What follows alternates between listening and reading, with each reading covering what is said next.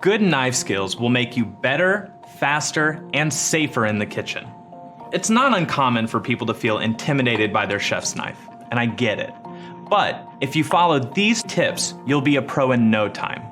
I'll show you how to hold and move your knife and how to hold the food. Before we get started, you need to have a good setup. Start with the cutting board right in the center of your counter. I have 2 bowls here, one for garbage and one for finished foods. I keep a towel and a scraper handy so I can keep my board and my knife clean.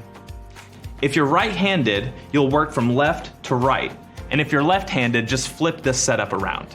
The most important thing to start with is the way you hold your chef's knife. Instead of gripping the handle, pinch the heel. I put my thumb on this indicator and then wrap the rest of my fingers around the handle. Holding the knife this way gives you the most control, balance, and strength, so you stay safe as you cut. Now that you've got your grip down, let's practice the rock slice. This technique creates a natural slicing motion, and you can practice with the cover on if you want. Knives work better when they're moving through the food, not just pressing down on it. So by keeping the knife in motion, you're constantly slicing through your food. Now we're ready to add some food to the mix, but you have to know how to hold it.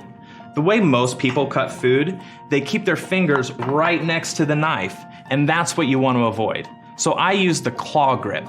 It keeps your fingers away from the blade and lets your knuckles act as the guide for your knife.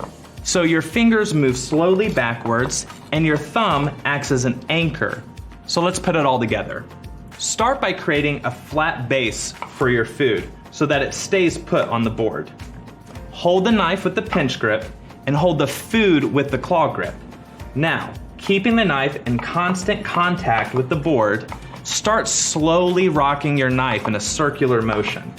Once you get comfortable, you can speed up, and eventually you'll be cutting like a pro. So the next time you're trying to get dinner on the table, take a moment, think about where your fingers are, where your knife is, and these tips that'll help you stay safe.